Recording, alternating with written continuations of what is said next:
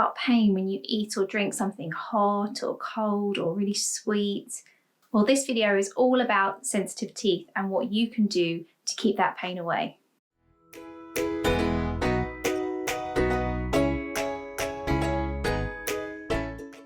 Hi, welcome back to the Happy Hygienist. So, sensitive teeth. It is a hugely common problem and it's completely indiscriminate. It can happen to anybody and it is just horrible, basically. The best way to understand how the sensitivity works is to understand the composition of the tooth. So, on the outside of the tooth, we've got the enamel, which is the super hard white part of the tooth which protects it. The enamel is surrounding a softer layer of a yellow material called dentin, which is what needs protecting by the enamel. And dentin has got lots of tiny little holes in it, which actually have tubes leading down into the center of the tooth, which is the pulp. And the pulp is where all the nerve endings are. So when we have something that's very hot or very cold or very sweet, maybe even very sour, if the enamel isn't doing its job properly, it's not protecting that dentin, the stimulus from the sweet, the sour, the hot, the cold can get down into those little pores, down through those tubes and start upsetting the pulp, which is when we then feel the pain.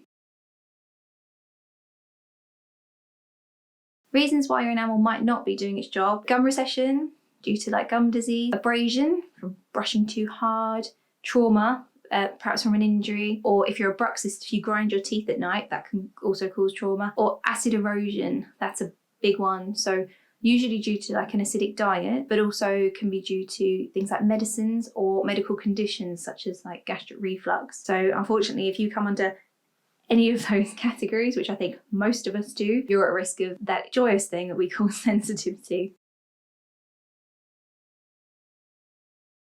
So I can practically hear you all screaming at me like, Leanne, I'm already aware that I have sensitivity. Now what do I do so that I can eat my ice cream without getting electric shocks in my teeth?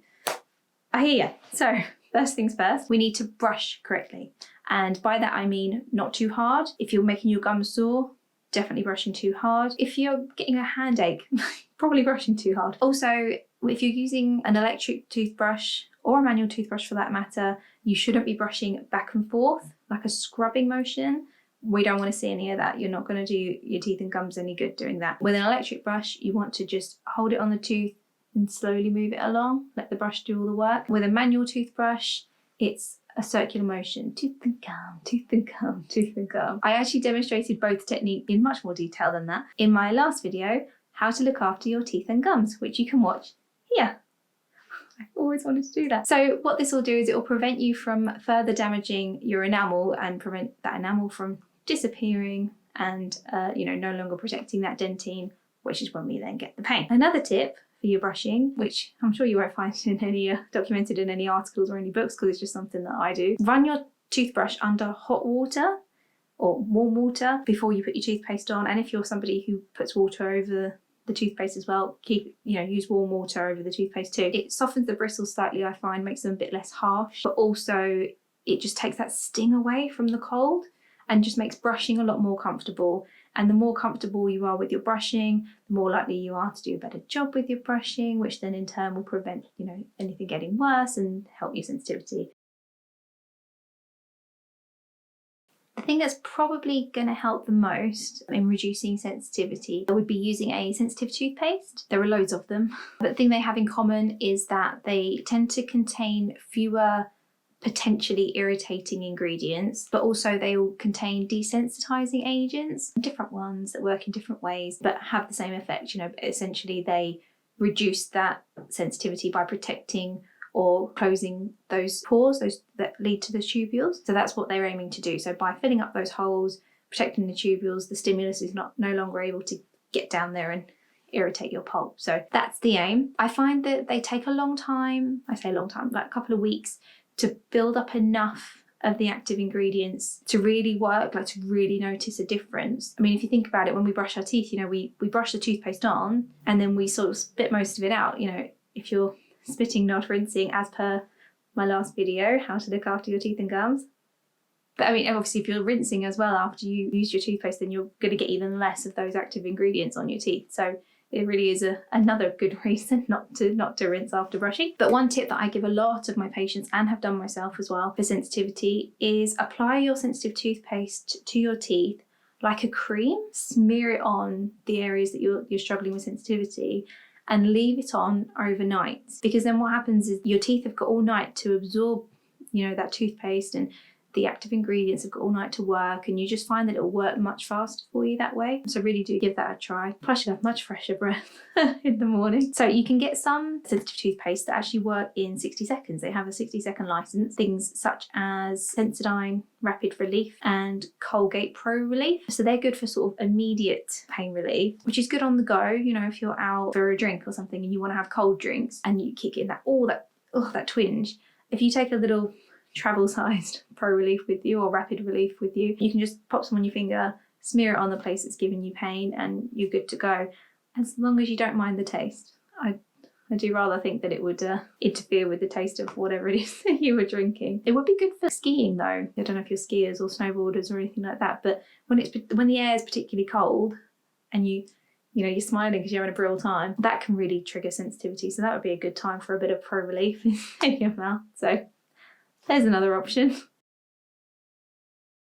For some extra ammo against sensitive teeth, you could try an alcohol-free fluoride mouthwash. We go alcohol-free because it's less irritating to your sensitive teeth. There are actually lots of reasons to go alcohol-free, but I won't go into that now. But keep an eye out for my mouthwashes video for more on that. Also, we go for a fluoride mouthwash because, well, any other mouthwash is a bit of a waste of time, but specifically because the fluoride will strengthen your enamel to therefore protect your dentin, to therefore prevent sensitivity, as we have learned along the way on this video. Some of my favourite alcohol-free mouthwashes, I mean, nobody's paying me to say that theirs is my favourite, so let's list a few. Alcohol-free Fluoriguard is one of my top favourites, made by Colgate. Surprisingly, it's not Oral-B. Amazing, it's like one of the first things I've mentioned that hasn't been made by Oral-B. But I like it because it tastes very mild, it's got a nice taste to it. It comes in a big bottle for your money as well, which is good. I used it a lot when I had braces not that long ago. So yeah, so I like that one. Also, Oral-B Pro Expert alcohol-free mouthwash. Back on track with the Oral-B. And also there was one called Dentil pH. I don't know if you remember it. It had like 2 colours in the bottle and you used to have to shake it to mix the colours. And in the advert, I think they said that you could see the results in the sink. So after you'd rinsed and you spat into the sink, there'd be like little blobs, like little coloured blobs in the sink. Supposedly the bacteria that you were spitting out. Who knows? But it worked, and you know, it was a fluoride mouthwash, it was alcohol free, it tasted nice. And they did different flavours, like they did citrus flavours and like cherry flavour and stuff like that. So if you're not a mint fan, that's one to go for. So yeah, a fluoride mouthwash after you eat is another good way to tackle that sensitivity.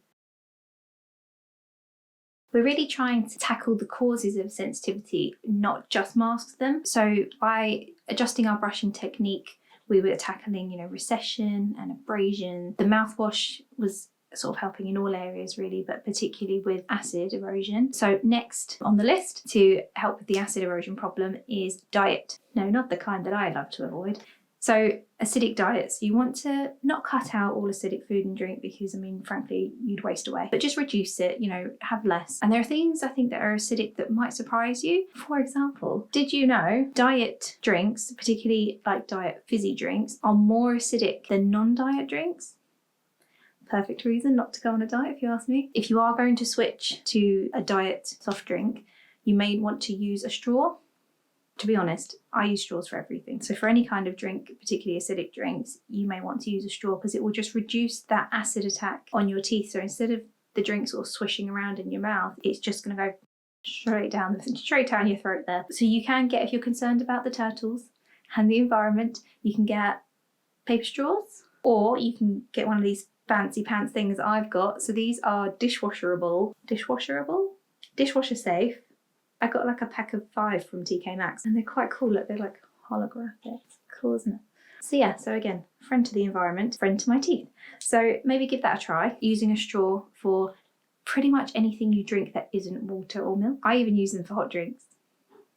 I know, my patients always look at me like I'm a weirdo when I say this, but genuinely, even in Costa, I take my little friend along. Other coffee shops are available, but I'm a fan. Yeah, I just take my little straw along and I just pop it through the hole enjoy my coffee. Yeah, you might look like a weirdo, but it also helps with staining. If that's going to push anybody off the fence, it prevents sort of the front of your teeth getting stained. The coffee's not swishing over your front teeth. Again, it's going straight back there. So straws for the win. Just for another, did you know?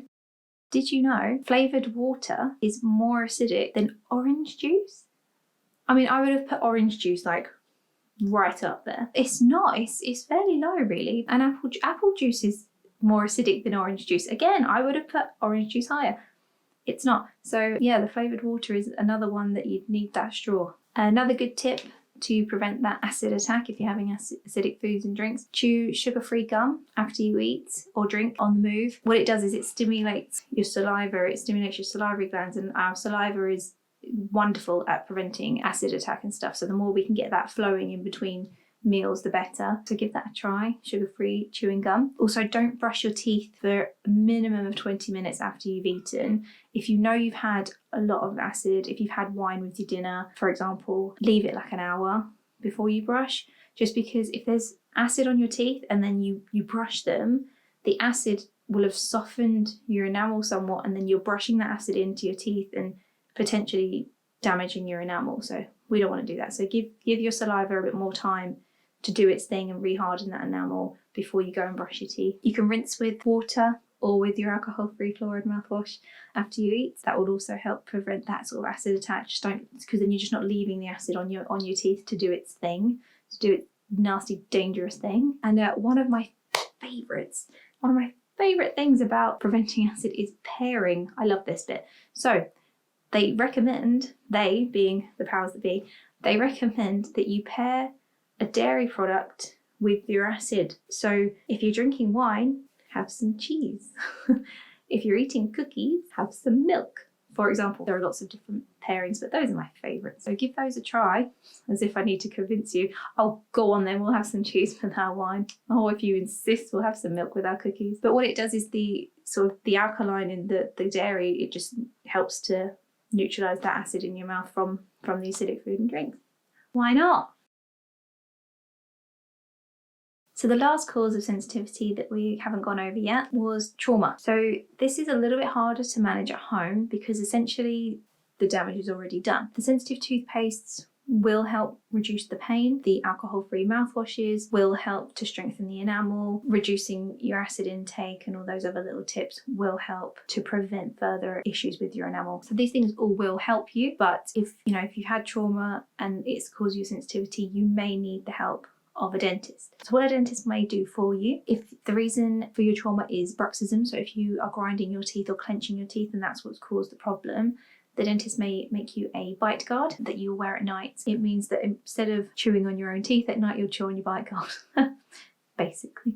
So it just protects your teeth whilst you sleep. If the cause is trauma, so from like an injury or something, or even if you've just got very severe abrasion, severe recession, severe acid erosion, some of the things a dentist may do for you is they may apply a fluoride varnish or a fluoride gel for you, which is much stronger, has much higher levels of fluoride in it than anything you can buy over the counter, because these things are obviously, they're prescription only, you can only use them in the dental practice. So they'll apply those for you to get a bigger hit of the fluoride. They may prescribe you a higher strength fluoride toothpaste or a higher strength fluoride mouthwash than you can buy over the counter if they think that it's more an ongoing thing and that will help. They may refer you to a happy hygienist such as myself for cleaning. If the cause of your recession is something like gum disease, they'll send you my way and I'll take good care of you. And that's pretty much it. I mean, there are more extreme cases, there are more extreme treatments, but if the case is just that you have sensitivity, occasional discomfort, that's essentially what we're going to do for you. I think if you give my little hints and tips a try, do persevere if you don't find that the brand of toothpaste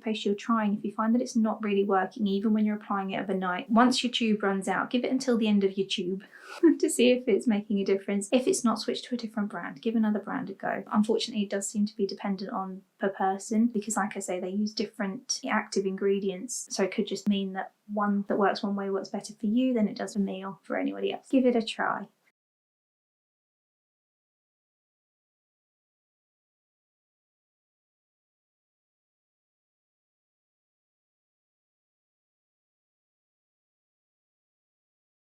So that's the end of my sensitivity video. I really hope you find it useful. I do know firsthand what it feels like to suffer with sensitive teeth. Mine was caused by overbrushing, I think, before I knew any better, and I was a bit of a Kenny Keeno about it. So please give me a like, give those tips a try, and do let me know in the comments how you get on. So I would really like to know if it helped at all. It just makes me feel great when people say, oh, Leanne, your advice really helped. I'm like, well, you've gone and made my day.